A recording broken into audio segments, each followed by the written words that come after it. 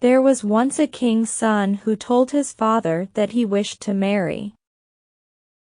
"No, no," said the king, "you must not be in such a hurry. Wait till you have done some great deed. My father did not let me marry till I had won the golden sword you see me wear." The prince was much disappointed, but he never dreamed of disobeying his father, and he began to think with all his might what he could do.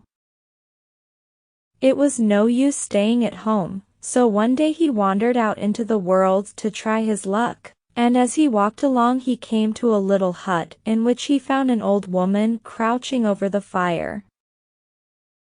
"Good evening, mother. I see you have lived long in this world. Do you know anything about the 3 bulrushes?" "Yes, indeed, I've lived long and been much about in the world, but I have never seen or heard anything of what you ask.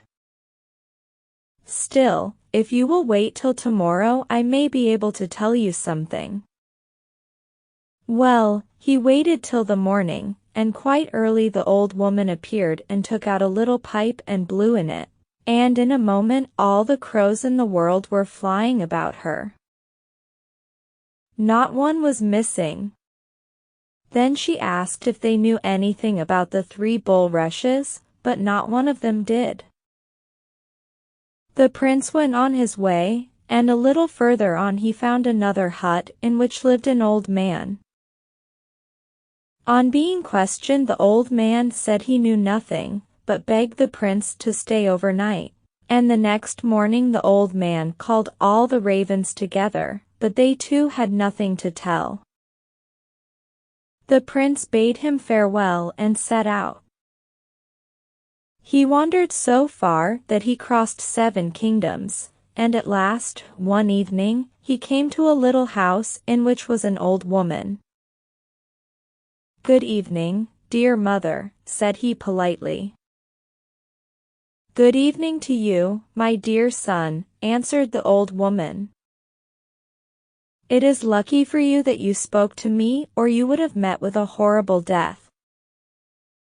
But may I ask, where are you going?"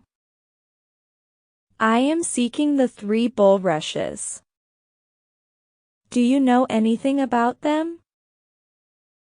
"I don't know anything myself, but wait till tomorrow. Perhaps I can tell you then." So the next morning she blew on her pipe, and lo! and behold, every magpie in the world flew up. That is to say, all the magpies except one who had broken a leg and a wing.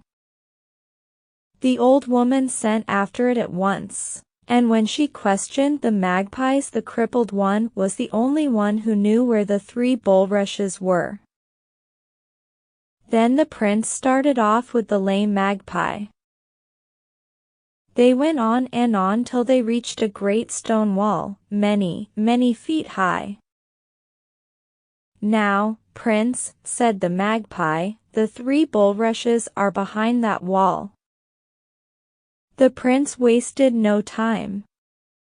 He set his horse at the wall and leaped over it. Then he looked about for the 3 bulrushes, pulled them up and set off with them on his way home. As he rode along, one of the bulrushes happened to knock against something. It split open and, only think! Out sprang a lovely girl, who said, "My heart's love, you are mine and I am yours, do give me a glass of water." But how could the prince give it her when there was no water at hand? So the lovely maiden flew away. He split the 2nd bulrush as an experiment, and just the same thing happened. How careful he was of the 3rd bulrush! He waited till he came to a well, and there he split it open, and out sprang a maiden 7 times lovelier than either of the others, and she too said, "My heart's love, I am yours and you are mine. Do give me a glass of water." This time the water was ready and the girl did not fly away, but she and the prince promised to love each other always. Then they set out for home. They soon reached the prince's country, and as he wished to bring his promised bride back in a fine coach, he went on to the town to fetch one. In the field where the well was, the king's swineherds and cowherds were feeding their droves, and the prince left Ilonka in their care. Unluckily, the chief swineherd had an ugly old daughter, and whilst the prince was away he dressed her up in fine clothes, and threw Ilonka into the well. The prince returned before long, bringing with him his father and mother and a great train of courtiers to escort Ilonka home. But how they all stared when they saw the swineherd's ugly daughter. However, there was nothing for it but to take her home, and, 2 days later, the prince married her, and his father gave up the crown to him. But he had no peace. He knew very well he had been cheated, though he could not think how. Once he desired to have some water brought him from the well into which Ilonka had been thrown.